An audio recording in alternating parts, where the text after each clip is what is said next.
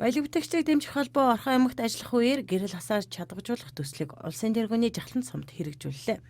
Гэрэл хасаа төсөл нь залуучуудыг нийгмийн идэвхтэй болгож, жижиг дунд үйлдвэрлэл эрхлэгчдийг нэмж, улсын хэмжээнд ажлын байр нэмэх хүрээнд эдгээр төслийг хэрэгжүүлж байна.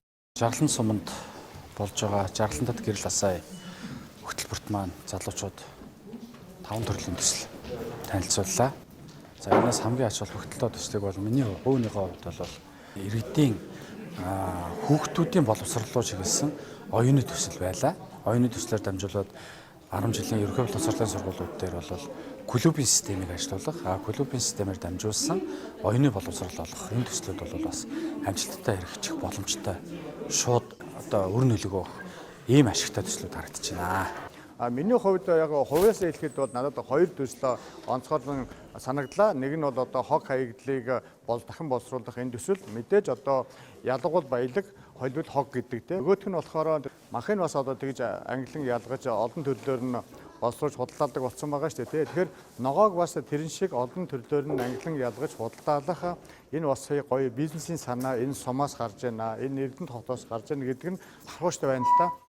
ББ сангаас багуудад өгсөн даалгавар бол Орхон аймгийн жаргалант суманд тулгамдж буй нэг асуудлыг сонгож түүнийг шийдвэрлэх арга замын тухай төсөл бичих юм. Шалгарсан төсөлд ББ сангаас тодорхой хэмжээний санхүүжилт олгож төслийг амжилттай хэрэгжүүлэхэд дэмжлэг үзүүлэх юм а. Гэрэл хасаа төсөлд Орхон аймгийн 18-40 насны залуучууд оролцсон. Багуудын хувьд Аврора, Гэрэл, Эмоц, Гэрэл цах болон Гангстерууд баг өрсөлдөж 140 оноогоор Гангстерууд баг шалгарсан юм а.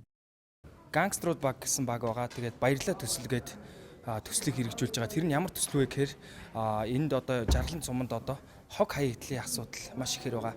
Эрдэнэт хотын маань үүдэн хоймор сум гэдэг утгаар нь яг Эрдэнэтийн нүүр царай хүртэл эндээс харагддаг учраас хогийг цэвэршүүлээ, дахин боловсруулах юунд хамрагдуулъя гэсэн төслийг хэрэгжүүлсэн байна. Манай жаргалант суманд тохиолдод байгаа зүйл маань юу гэсэн бэ гэхээр ердөөсөө хувь хүний хандлага, хувь хүний хөгжил гэдэг зүйл байхгүй байгаа тань. Ойрхон 20 км Эрдэнэт хотын төв байгаа учраас дээрэл ердөөсөө Эрдэнэт хот руу гүйгээд байна. Хувь хүний хөгжил талаас нэм төслийг хийж өгч гэдэг. бид нар энэ клубын төслийг сонгож аваад нэгэ хөгжүүлтэйгээд оролцож байгаа. Тус ангаас зохион байгуулсан төсөлд баялаг бүтээгчдийг дэмжих холбооны ерөнхийлөгч зочин шүүгчээр уригдсан. Багуудын мэтгэлцээний үеэр баялаг бүтээгчдийг дэмжих холбооны тэргүүн Аврора багийг вакуумжуулсан хүнсний ногоог Улаанбаатар хотод дуршлах судлах уулзалтанд урьсан юм а.